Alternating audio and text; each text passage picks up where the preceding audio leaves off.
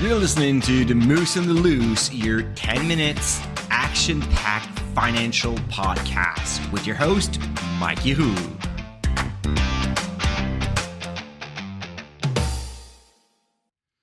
Hey, what's up, Market Moose? Mike from The Moose on the Loose. I hope you are doing well on this Monday. I am currently off, but I did record this podcast thinking of you last Friday. All right, so thinking 3 days off is always nice, but yet you may, on your time off, want to take a walk with your dogs, with your moose on the loose, and you might want to listen to me anyway. So today I want to do a big shout out to Dividend Growth Investor. DividendGrowthInvestor.com. It's a longtime buddy, actually, an American fellow blogger since like 2006, 7, or 8. I don't know. I started around that era. that was like really an era. That was like more than 10 years ago. And those like people that keep on blogging today, I mean, they're just like the originals, right? The OG, as my teenagers would say. So DGI is one of them. And he published an article on Wednesday, May 15th, about, is it worth investing at an all-time high?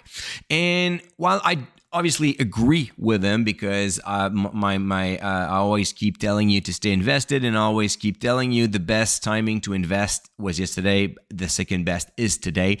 And if, like, oftentimes I receive that question on webinars, and people ask me, well, if you have money on the sideline right now, or you receive a lump sum of payment, what would you do? And my first answer is, well, personally, I would invest everything today. Like right away up front, I would just take the time to build my plan. So maybe it's not going to be today, maybe it's going to be in a week, but I would take the time to build up a plan, and then I would invest right away. I would not care about the timing. I would not care about the market. I would not care about the fact that we're investing at an all-time high.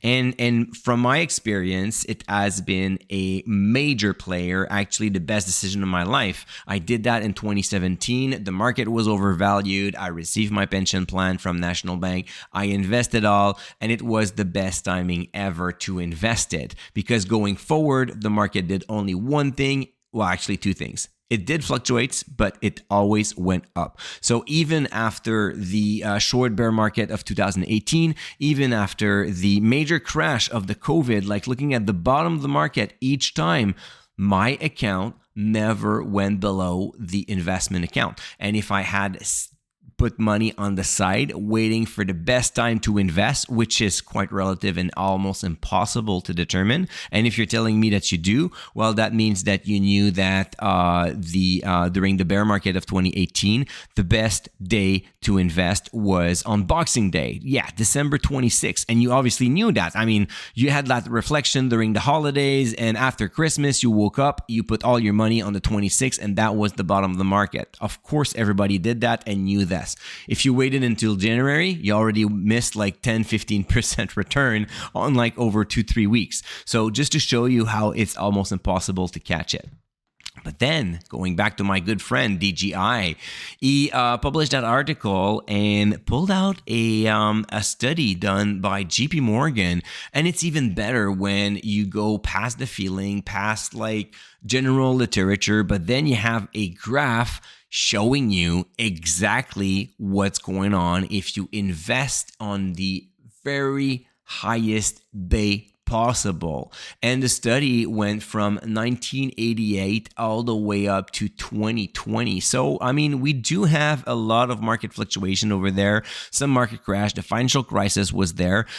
So that gives a lot of information from that study.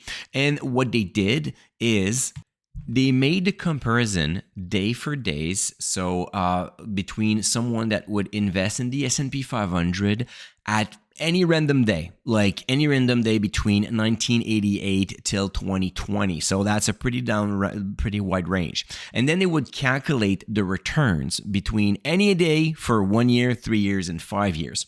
So if you did that over like the next 12 months, if you have invested on any day, the average return would have been 11.7%. So 10, like double digit for 1 year after you invest. If you did that if you look after 3 years, your investment would be on average at 39%. So that's total return, of course, not annualized return.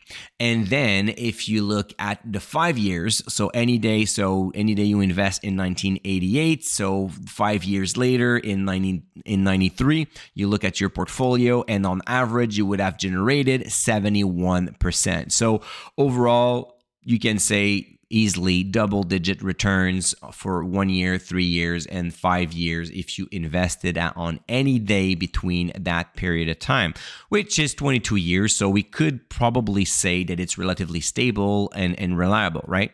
So then they did a twist. What if you invested on only on the days that the index hit an all-time high? So technically the worst timing possible to invest, right? Well, here's the results. After 1 year, you would be at 14.6% on average. Think about that. Like it was 11.7, so you gain almost 3% more on average if you invested on the all-time high. After 3 years, 50%. So 50 versus 39. After 5 years, 78.9. So 79% versus 71. So every time that you invested at the all-time high, if you look after 1 year, 3 years, and 5 years, it's still better. So while those results are amazing, some maybe say, well, Mike, yeah, that's great, but what about like that's just on average? So probably that sometimes you lost money. And I'm like, yeah, that's fair and it's true. So actually, JP Morgan thought about that too. So what they did is they also looked at the percentage of time that you would lose money or make money, be positive or negative. So if you invest on any day between 1988 and 2020, any day, so you just like get the money and then you invest, 83% of the time after 12 months, you would be positive, while the average was 11.7% up, but on average, like 83% of the time, that would be positive. If you invested in an all-time high, do you think that this percentage would be higher or lower? Like when you think about that, you're investing at the highest price possible. Well, 12 months later, 88% of the time you would have made money. So 88% versus 83. So not only make more money, but on average, you would have actually make even like it would be safer to invest at the all-time high market. So whenever someone is telling me, Mike, I don't know what to do right now. The market is overpriced. It's overvalued. It's a all-time high. I should not invest. Well, just go back and look at this study because it's actually telling you that if you do that, well, your odds are on your side and it's actually better than waiting until one day you're going to hit any other day. Maybe your stats are going to be better, but if you ever do that and you wait for a few years to pick up that market crash and invest towards the bottom, please look at how much money you left on the table before, because there's a cost of opportunity if you wait on the sideline. So right now, you may be waiting on the sideline, generating about 5% in high interest rate savings accounts or GICs. But if you've been waiting for the past 2 or 3 years, your returns would have been way much better on the stock market than if you would have waited with this juicy 5% GIC.